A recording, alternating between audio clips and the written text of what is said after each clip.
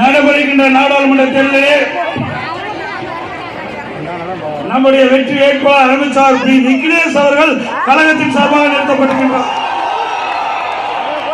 அவருக்கு இரட்டை சின்னத்திலே வாக்களித்து வெற்றி பெற செய்யுங்கள்.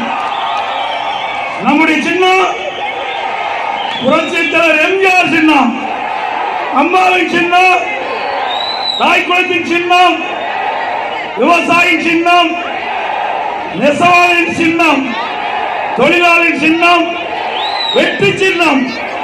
வாக்களிப்பு இரட்டலைக்கு. நான் இதெல்லாம் இந்த கூட்டத்தை பார்க்கும்போது உண்மையிலேயே மகிழ்ச்சி அடைகிறேன். ஆக நான்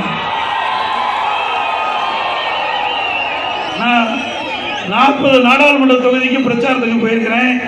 ஆனால் நம்முடைய ஒரு சட்டமன்ற தொகுதியில் எவ்வளவு மக்கள் வளத்தை பார்க்கின்ற பொழுது